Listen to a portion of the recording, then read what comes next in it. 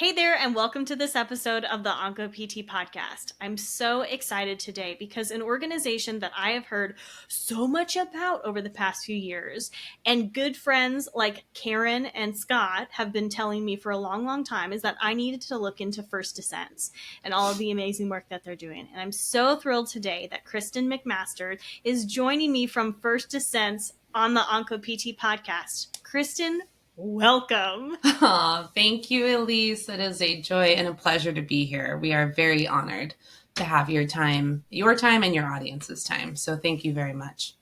Well, thank you so much for coming on the podcast today to talk about this, because this is something that you and I were talking about before we hit record on the podcast about.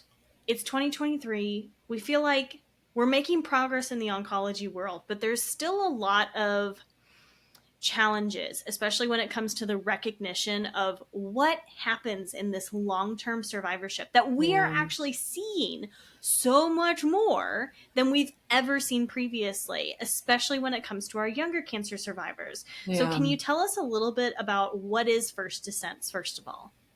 Sure, absolutely. So First Descents is a nonprofit organization, and we take young adults ages 18 to 45 who have cancer, and we've also expanded our organization to serve those with MS as well. We take them out on free week-long adventure programs. And so our participants fly out to some really beautiful destinations across the U.S.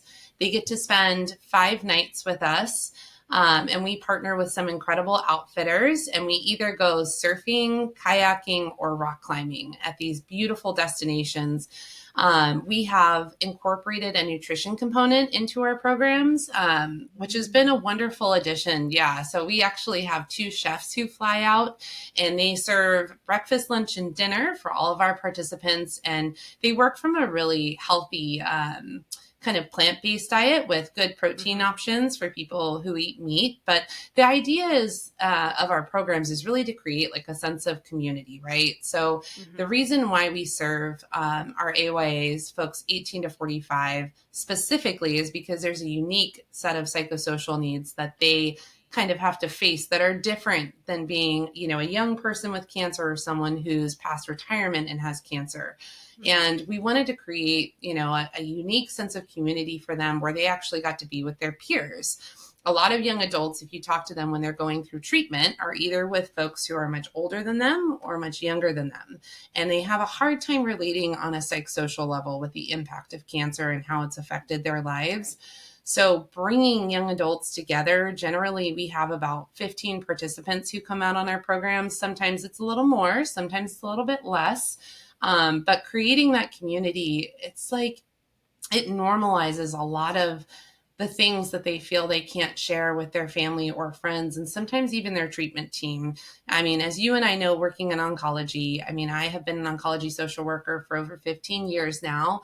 I've studied this, frontwards, backwards, listened to a ton of patient stories, but I know that I can never offer what another person who's been through it can, right? Like there's just a different kind of connection and experience that happens when you're looking in the eyes of someone who actually gets it on a lived level, like they've lived the experience. And so by sharing meals together and sitting around a table at breakfast, lunch, and dinner and doing these activities together, it's like, in those 5 days, you have this new family that understands you and knows you in a way that people who've known your whole life can't truly understand. So it's the idea behind First Descents and what we do. And while we're out there, of course, like a major focus of our programs is doing some awesome activities.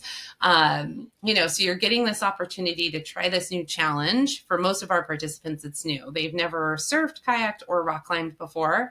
So they get this mix of, doing something challenging. Our lead staff, who are the folks who go out and lead our programs, are the most remarkable people. And they bring a lot of support, but also like silliness and laughter and fun. And there's this element of lightness that kind of balances out some of the heavy stuff that comes up at our programs. So there's a lot that goes into them and a lot that happens over that week time that we can kind of dive into more. But essentially, It is a, free program for young adults who've had cancer to come out, have a little container for themselves, separate from family, friends, and all their work obligations, to process the cancer experience. And I'm sure as you see, working as a physical therapist, and I saw this working in the hospitals when I was a social worker in the hospitals, for a lot of folks, when they're going through treatment, they're focused on survival, and they're just trying to get through treatment. And it's really hard for a lot of that time to tap into like the emotional impact of cancer. And so for a lot of my patients, when I would sit with them at the bedside or in the infusion center, it's hard to go there because you really are just trying to survive. And then what I realized when I went out on my first FD trip as a volunteer was like, wow, a lot of our patients are doing that emotional processing on their own when they finish treatment. And that is the point at which we kind of send them back out into the world. They lose contact with us on a regular basis because treatment is over. Family and friends think, oh, you're done. You must be okay. You're just going to move on with life.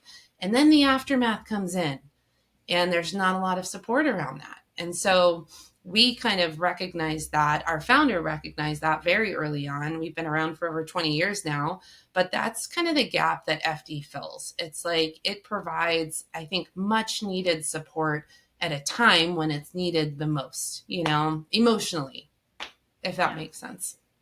That was a long answer. It was a long answer, but incredibly thorough and all-encompassing, Kristen, because I think one of the things that I, at first glance, when I first heard about First Descents, was like, oh, cool, adventure trip. And that is a component, right? That is absolutely a component, which is what you just talked on. But it's so much deeper than that. It's so much more multi-layered than that, because I want to touch on something you mentioned, Kristen, which was our patients during treatment, especially, I think all patients are in survival mode during treatment. But I'm going to take it a step further and say I think our AYA patient population, while they are going through cancer treatment, are probably in like this.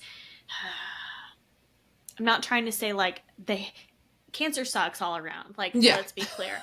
But I think there's so many more elements to the AYA oncology experience, which we've talked about previously on the podcast. I'm just going to name off a few. But, this is a transitional time for a lot of these patients who are going from living at home, under, a roof with some family members, maybe parents, caregivers, guardians, to, navigating that transition into independent adulthood. Maybe there's schooling involved. Maybe there's jobs. Maybe there's, significant relationships with partners, with spouses, etc. Maybe there's children now in the mix. Like, there's so many moving parts and different components to the AYA cancer experience, unfortunately, that I think they almost have to go into this survival hyperdrive totally to make it through, because there's so many things happening and they don't necessarily have that established series of support systems that some of my older patients do, right? Who are retired,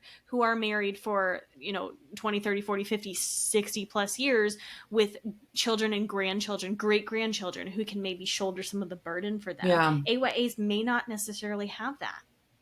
And on top of that, may have so much more to juggle. So like with kids comes a lot of extra, obligations and things you have to do if you're working a full-time job, trying to navigate time away and your finances and the impact of finances. And the other big one, like I noticed, that really struck me on like an emotional level with my young adults is like, they're processing how their lives are being impacted in that moment, but they're also processing the loss of their future, because that's what that time period is all about, building for the future. So it's not just like I'm missing out on the present day. It's like the thought of, oh, I could miss out on my kid's graduation, my graduation, all the future stuff that we're thinking about and planning for at that time in our life, which is a totally, it is a different layer of loss and kind of emotional processing that has to happen to kind of navigate how, the threat to both of those in one singular moment, So that was another piece that really struck me that was different than working with some of my patients who were retired, or even kids who are kind of still wired to just live in the present moment. It's a very different Yeah. experience in that way. Yeah. And so, our patients are very much in this survival mode, kind of in that acute treatment phase. And then they finish treatment, and ideally they're cancer free, right? Right. Hallelujah. Like all the celebrations, but then they're kind of either, I've heard it described a few different ways. They are pushed off the cliff, they are dropped off the cliff, they are thrown Yeah. to the wolves in this experience of they had such a structured, ongoing, regular presence and ability to meet with their oncology providers. And then because of how the system works, when they're done with treatment, they're kind of done, right? And Yeah. so I feel like that's when it's almost this wave comes crashing in, and all of a sudden they kind of are like, oh, all this stuff happened. Like, how do I possibly process it and kind of come to terms with what's going on here? And it's so interesting that First Descent kind of swoops in during, I think, Yeah. that very critical time of now what? Yeah. Well, and also to speak to what you mentioned earlier, it's like the same as where that survival mode kind of gets ticked up a notch because they have kids to worry about, jobs to worry about, school to go back to. The same can kind of happen, post treatment, where it's like easy to just want to go back into the old rhythm of life and just move on and try and, put this behind me. And so, but the reality is, I think for anybody who goes through cancer, there needs to be some deep unpacking that happens, some emotional unpacking. And so by going off on our programs, it's like, we use nicknames when we're out at programs. And what that does is it almost creates like the separation, right? From like who I am back home, all my obligations back home. Okay, here this week, I'm this person. This is my name. So it's like we build this little bubble, this little container at our programs. And it really allows people to check out from all of that stuff. And we're big on, we try and be as technology free as we can be, really enjoy the space. We of course allow for like people to check in with their family.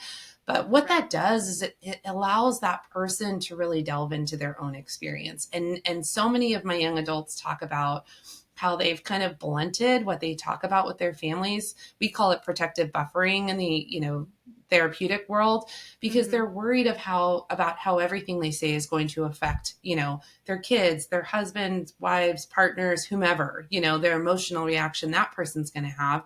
So they've almost like trained themselves to keep all that stuff in. And so when they go out to our programs, all those fears, all those worries, all the anxiety, everything that comes up is just normalized within the group, within people who get it. And they don't have to worry about how that's affecting everybody back home. And so it just allows for that stuff to come out. And we see that, there's always some crying and shedding of weight at our programs. And we want that. We welcome that for folks. And we're capable of holding space for that. So it's nice to see not only like the empowerment and the fun and the joy that happens, but you see people leaving lighter because they're able to go there on our programs. Do you know what I mean? Yeah. Yeah. I'm remembering a patient that I worked with, slightly different circumstances, but she was carrying that weight, that emotional weight that you're talking about. And for her, it was very much wrapped up in her breast reconstruction. Like, she was in the middle of a multi-phase process for her breast reconstruction. And so for her, she was carrying this weight of like, have I made the right decision in regards to the breast reconstruction method that I've, selected? And like the guilt of being alive after her breast cancer diagnosis when she knew other people weren't. And so all this to say that one day she like dialed into some things. Her reconstruction was proceeding as planned. And then she was really happy with her results. The way she strutted into the clinic. I say this with there's no other word to describe it, but it was that weight that was off her. And I'm not saying that it was gone forever, like, oh, I did my job, but it was that glimpse of, this is what weight-free patient looks like in this moment, and what a difference it made. Just and her whole day and her whole demeanor, but physically for her, like it was breathtaking to watch. It was so Oh. cool. Yeah, I mean, I feel like you can see that in people, this kind of lightness return when they've been able to shed some of that. And one of the, Mm-hmm. I mean, the beautiful parts of our program, because almost every participant, so I'm their mental health resource specialist. So I do a Mm-hmm. lot of pre-screening with folks before they go out, just to not to exclude, but just to, so we're better supporting our participants when they come out, not only from like Right. a medical perspective, but also from a mental health and emotional perspective. Mm-hmm. And one of the biggest things that comes up is like a fear around what my body is still capable of doing. And that, like, oh, I've never done this activity, or I haven't really spent time in the outdoors, or I was really active, but I'm afraid to be active again in that Mm-hmm. same space because my body is not the same body I once knew, right? Like a Yep. lot of, I feel like a zombie or a stranger inside of my body. And the beautiful thing about this program is like we get our participants out and we do some challenging, like they're challenging activities, Yeah. like surfing's hard. You're going to fall a lot. And kayaking, you're going to roll in the rapids. And, rock climbing, you might fall, but we'll be there to catch you. Mm-hmm. So there's kind of like this setup to do something where I think the automatic response is, I don't know if I can do this, or I'm afraid I'm going to fail. But then they look around, and rather than being in a gym with a bunch of folks who are their age but haven't gone through something body compromising, where they're Yep. looking at people who don't get it and are still working at their kind of quote unquote, normal that they've always had, which can be very alienating for folks who are now trying to figure out Yep. their new normal. They're surrounded by people who really get what it's like to have your body almost robbed from you, or to feel Yep. like it betrayed you at such a young age. And then they kind of collectively go at this challenge and support one another. And that piece is so empowering for our participants because we find a way for everybody to succeed. You don't need to be some star athlete to get through the week and do the activity. And I'll see Mm-hmm. participants look at the rivers we're going to go down or the climbs we're going to do, and they think, oh, no chance I'm doing that. I had an amputation, or I don't have a lot of upper body strength because this.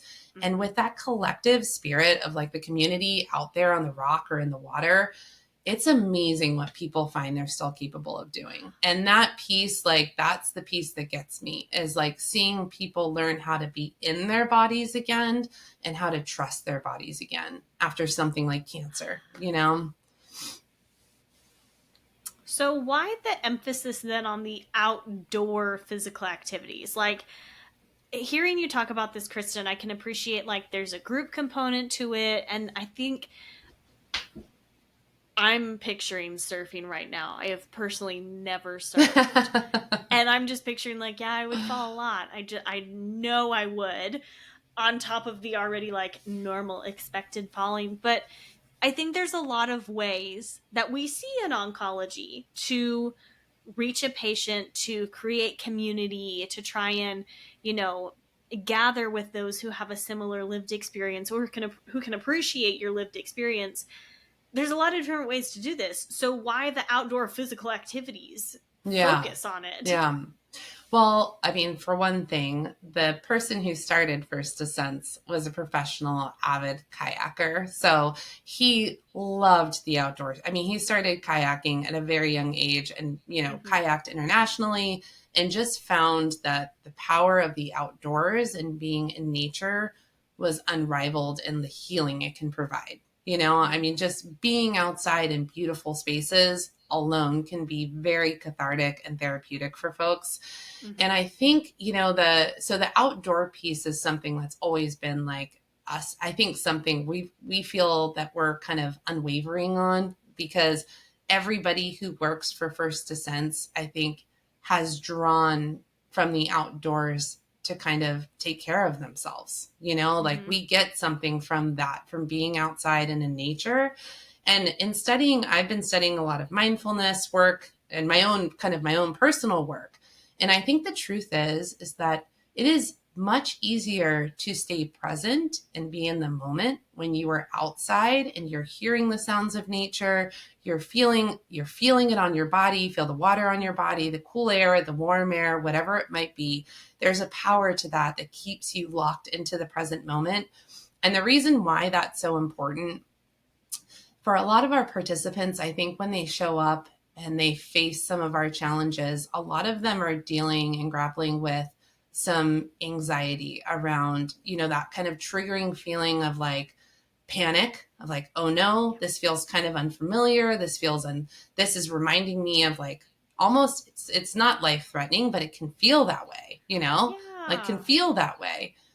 But by being outside and being in those spaces with people who they can trust, it really locks them into the present moment. So they're kind of forced to confront that familiar feeling, but they're locked into the present moment with us.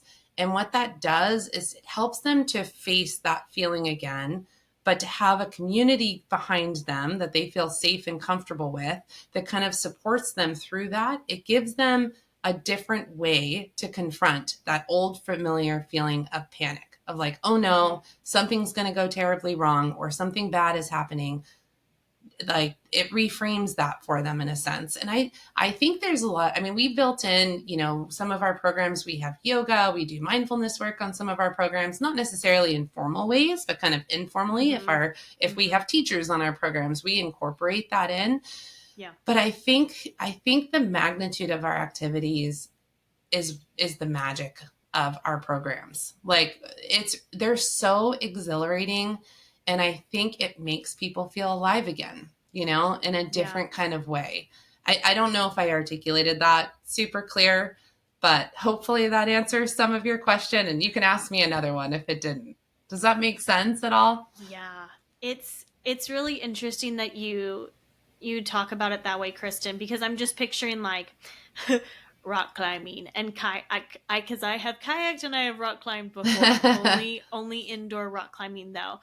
But there is a sense of accomplishment when you do something new and momentous for the first time, no matter how small, no matter how big. But I'm also thinking, you kind of talked about how, because my question was like, why the outdoors? And you said, well, it's easier to be present and to kind of be pulled away from some of the things that are maybe going on, like back at home and whatnot. And it's really, really interesting. One of the things that I'm discovering in my patient care, I liked working at the cancer center. Like I liked the cleanliness of it. I liked the structure of it. But being in an environment like that can be very triggering and traumatic for some of the individuals that we work with. And I feel like, what is the most opposite thing of a cancer clinic? And in my opinion, like, it is the outdoors. Like, that makes a lot of sense, even like mentally, that physical removal from that very often stark, medical, sterile environment. Yeah. Well, and it's so interesting because, we have a lot of folks who go out with us who report things like panic attacks, very common in our oncology participants. And so I'll call and I'll talk to those folks and I'll say, are you worried about having one out at our program? Majority are like, oh no, like my panic attacks are very connected to the medical setting, like when I have to go back for scans or I have a follow-up to see if anything showed up or if anything new's come along. Being in the outdoors is the antithesis of that for me. And so it actually helps, I think, stave away some of those old ingrained patterns that being in a medical environment can kind of trigger and bring up for them. So that actually comes up from them all the time, and their recognition of like, oh no, being outdoors in a beautiful space is like the last place I would have, one of my panic attacks, which is kind of affirming in that way, Yeah.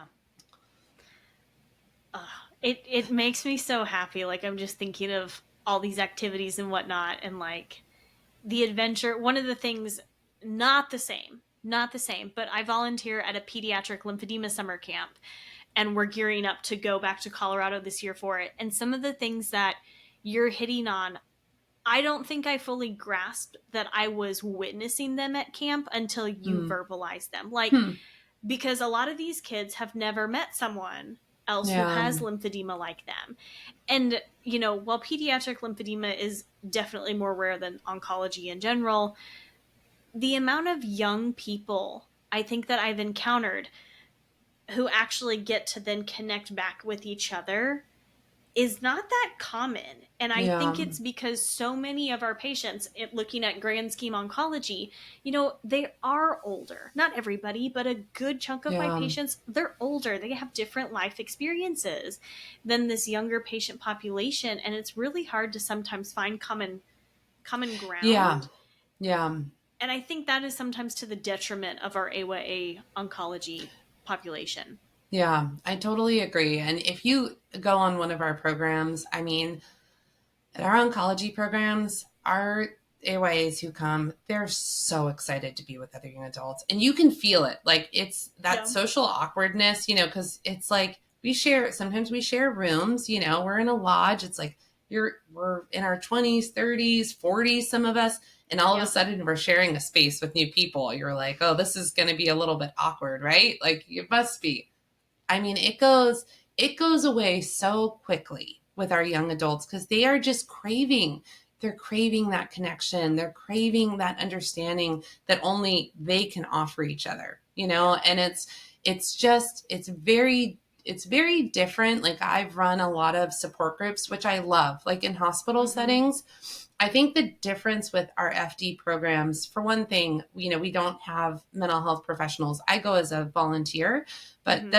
that's with intention because we want it to be focused around the organic peer support. That's what Yeah. we want. We want them to support one another. But the really nice thing about our programs is there is a lot of emotional unpacking. You know, we meet every night after dinner and there's some tough conversations that happen and there's usually crying that happens, but Mm-hmm. it's balanced so nicely with a lot of the fun and silliness that I mentioned that it just feels like weight lifted and then uplifted. Do you know, or Yeah. you know what I mean? Or weight shed, uplifted. And so, Yeah. and I think it's that balance of those two things together that happens. And you'll see like, we have a lot of time when our participants are forced to be together, like activities or meals. But even any free moment they have, they're circled up and talking and sharing. And my one of my dear friends we went to college together, and he had leukemia, and he went on one of our programs. Of course, you know, as soon as I found out he had cancer, I said, okay, you have to go out on one of our programs after you Mm-hmm. finish your treatment. Yep. And he said that all the stuff he just felt like he couldn't talk about because he just felt more alienated, more isolated, more alone when he shared it with folks back home. He Mm-hmm. talked about that stuff at our program and he said it just felt so normalized there, you know, and he felt so held at our program because it was like there were so many people sitting around that circle who could relate to him, you know. Mm-hmm. and Mm-hmm. and the other thing he said to me, which we see happen through the activities, is like that part of coming alive again, you know. And Yeah. he and another one of our participants said something along the lines of, you know, the doctors saved my life, but FD taught me how to live again. And that's what you see happen, you know, like you Yeah. see people coming back to life. And it's all the different components of our program that I think make that happen, you know, because a huge part of it, I tend to think that anybody who's gone through cancer has experienced on some level some trauma, you know, Yeah. physical and emotional trauma. And for people who've experienced trauma to confront something like going down a rapid or climbing up a rock face, and to be able to do that in a healthy way, they really need to feel supported. They need to feel Mm-hmm. cared for. They need to feel like they can trust the people who are around them. And FD does an amazing job of building that trust and keeping it going through the program. So people are able to do that. People who've, you know, gone through some Yeah. serious traumas are able to come out with us and confront that in a safe way, you know, and overcome that kind of fear and panic that gets stimulated out there. Yeah. So I already have a couple patients on my mind who I'm like, they need to get plugged in. So first of all, who is a candidate for first Oh, yeah. descents? So we know like who to send, right?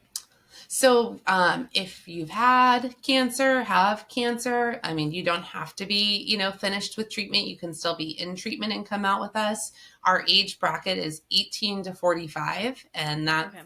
part of the reason that is for all the reasons I spoke to earlier. It's like we are trying to serve a specific population that we feel is underserved in the oncology world, in terms of resources and support that are out there. And we just recognize there is a unique set of psychosocial, issues that those folks face that they can relate on. So the 18 to 45 bracket is really the biggest, kind of, I would say not standard, but excluding Right. point that we have. But you Right. can be pretty much at any point in your cancer journey. We want people to be stable enough and through enough of their treatment where they can go out safely. And we have doctors clear all of our participants, their oncologists or whoever they're working with. And then we have a medical review team that looks over applicants just to make sure they're on the right activity. Right. It's the appropriate program.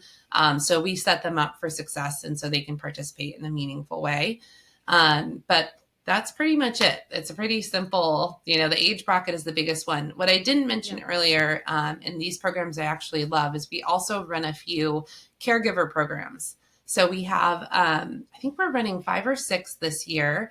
And so those are for people who are supporting young adults with cancer. So they have to be within the same age bracket, that 18 to 45 age bracket. But our caregiver programs are so powerful because same, right? Like our caregivers, even more so, are given less of an opportunity to talk about how the cancer has impacted them. And so for a lot of them, it's the first time they get to talk about without worrying how it's going to affect their person who they cared for. They can talk openly about how the cancer affected them. So our caregiver programs are just beautiful. They're amazing. I'm so glad we do them. It used to be that you had like a former participant would have to nominate their caregiver to go out, but now it's just open to anyone. And if anyone's interested, you can go to our website. It's firstdescents.org. And there's a little button on the right-hand side that's pretty prominent that says join us. And then you'll be redirected to a page where you can select your population. So whether you're cancer, MS, caregiver, you can kind of elect in, and then it will show you which programs we're offering throughout the year. And we do have, which I love this because we are really big on trying to reduce any barriers for folks to come out. And obviously finances can get very tough when you're going through cancer. And so all expenses are paid on our programs. The only thing we ask people to pay is travel to and from the location site, but we offer travel scholarships. So for those people who can't afford like the plane ticket, the train ticket, whatever, we can help cover some of those costs, if not all of it. So I love that because we want everybody to be able to have this experience. And our goal is that when a young adult goes through cancer treatment, we call it prescribe adventure, that somebody is prescribing our program for them to go to after, because we want this to be an experience that every young adult who wants to can have.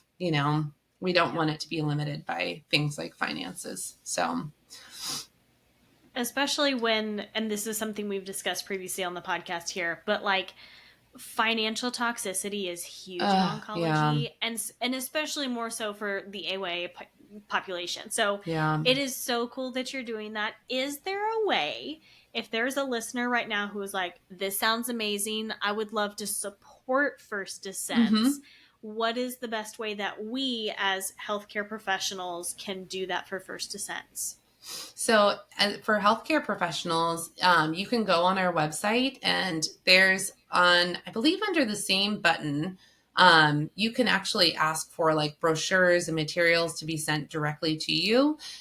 So you can, the biggest ask we have for our healthcare workers is to spread the word and tell your patients about us and trust that, because there's a lot of concern, and I get that, about people's limitations when they go through cancer and are they going to be able to do this safely?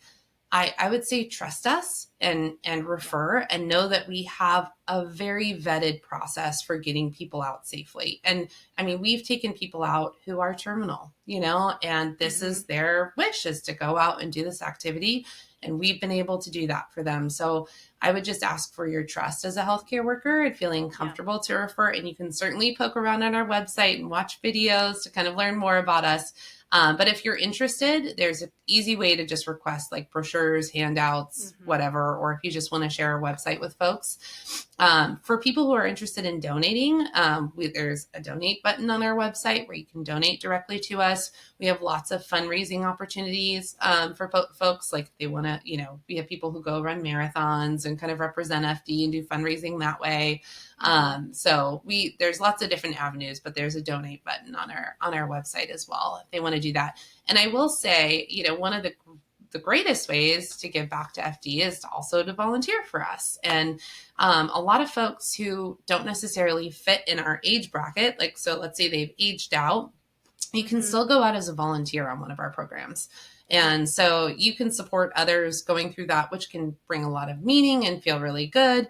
So you can still be a part of FD, even if you can't be a participant. And you don't need to have had cancer to go out as a volunteer with us. We have there's general support roles where you go, you're going to be doing a lot of dishes, because we take good care of all of our participants. We don't let them do anything. So we cook, we clean, all that stuff for them. So you do a lot of that kind of work as a general support volunteer.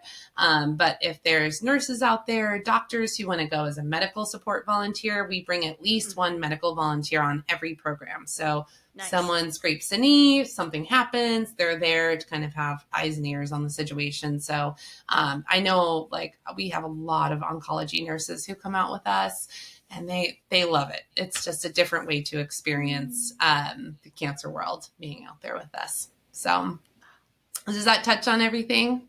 Yes, and actually you touched on something, Kristen, that I wanted to ask, but I didn't want to because I didn't want to bring down the mood. So my question was so what happens when people age out of the FD population? But you already addressed that as they can still come back as a volunteer, and I think that is so cool. Yeah. Well, and what's so neat, because our programs are a week long, and the demand is so high, we can only offer one program per participant. Right. But a lot of our participants will come back as volunteers. We ask them to wait 1 year from the time of their experience, but we get so many folks who come back as volunteers. We've hired a lot of our former participants. So some of our lead staff who are leading programs started with us 6-7 years ago as a participant and loved it so much they wanted to be a part of the FD organization forever. But it's our participants who go on our programs, they are on group chats with each other, they connect on Facebook, they keep in touch. And that's the beautiful piece. We just did a survey kind of looking at the long-term impact of FD. So we surveyed people who came out with us, I think up to 10 years ago.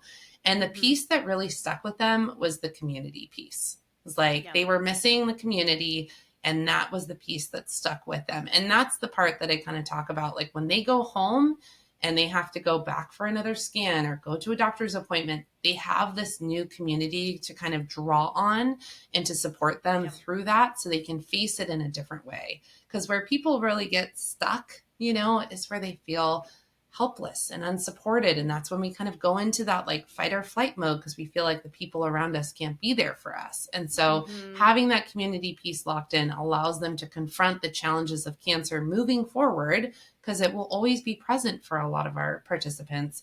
It just allows them to confront it in a different way and to believe in themselves in a different way. So that piece is pretty cool.